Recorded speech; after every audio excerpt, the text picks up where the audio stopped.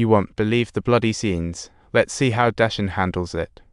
He hurriedly turned off the projector and started frame-by-frame playback on his computer, discovering a strange pattern at the bedroom door that was identical to the earlier car arson case.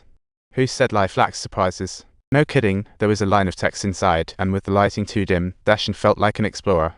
The text read St. Louis. Combining it with the video date, he instantly searched 1998 St. Louis murder case in his browser. Talk about a rabbit hole. He actually found reports about the case online, with thousands of articles leaving him dizzy, and he clicked on a reporter's live feed from the scene.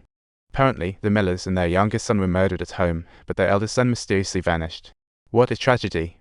The police believed it was a murder linked to child abduction. Then Dashan heard hurried footsteps from the attic, suspenseful. Without much thought, he kept flipping through the reports, and as the lights went out, whispers and footsteps echoed outside. It sounded like at least 2 people. Dashan followed the sounds to the kids' room, only to find them peacefully snoring away. So, who's the owner of those footsteps? Just as he stepped out, a loud crash from the attic sounded like a party was going on. It sounded like a gunshot, or maybe something fell at noon. Dashan grabbed a knife from the kitchen, ready to be a hero. He crept up slowly, his footsteps like a ninja's, only to find it was just a board falling. Phew, all good. Turning, he ventured deeper into the attic where a black box moved. Wow, like fishing in the sea. Dashan bravely pried it open, and inside was a red and white wax sticker. How bizarre. The wax stick scampered off, and he picked up the box lid, discovering it was covered in marker artwork. Talk about some creepy dude. The drawing showed murder scenes from the tape. Beside each family stood Mr. Boogie. He might be connected. Carrying the box, Dashan accidentally misstepped, falling flat on his back like a comedy act. With a loud bang, he fell from upstairs, knocked unconscious.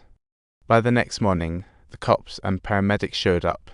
They bandaged his wounds, and the detective started a serious analysis, stating the ladder hadn't been lowered. Oh my. Jokingly, he said the footsteps might be squirrels messing around. Who knew it was true? The detective confessed he reads Dashan's but can't access murder case in the office every day. What a fan! Dashan was generous, mentioning he had a spare copy in the office, easily signed and gifted. The detective said if any tricky problems arose, he could always contact him. What a resourceful guy. Hearing that, Dashan quickly remembered to have him check the address of the 1998 murder case. He also mentioned the 1979 case where a family was burned in the garage. Talk about deep history. But he had no clue about the fire's exact location. Just a rough year and case details to avoid saying anything foolishly. After sending the detective away, Dashan began analyzing the attic footage online, pondering how to crack the code. He suspected that the mysterious Mr. Boogie in the footage could very well be that triangle creature he encountered before. So he began to thoroughly search different crime scenes. Talk about excitement. As it turned out, Dashan discovered a strange figure behind a recently hanged family of 4. The shadow was blurry but seemed to resemble that monster from the swimming pool, definitely unsettling. He quickly rifled through the comprehensive case and discovered previously overlooked details that shocked him. Turns out, there was a bizarre presence standing beside the car. What a breakthrough! Then, Dashan printed 2 photos and stuck them on the board, as if desperately chasing leads. If he could trace the origins of this thing, maybe all the case mysteries could unfold. What a smart plan. Just then, his daughter knocked, delivering the coffee he'd ordered. What a perfect moment. Then, Dashan received a call from the detective revealing the 1979 arson case in Sacramento, California. Truly shocking. Their car was set ablaze, and 3 family members died in the garage, with a 9-year-old son missing like a tragic rerun. Just like the St. Louis case, the police still hadn't found the missing child. Heartbreaking. The detective provided the addresses of both cases, leaving people stunned. It turned out the Hans Stephen family once lived in the 1998 St. Louis victim's house. What a twist. That was indeed a significant clue, and Dashan hastily made a note of it, desperate to unravel the mystery. But the monster on the screen turned its head, then turned it back almost mischievously.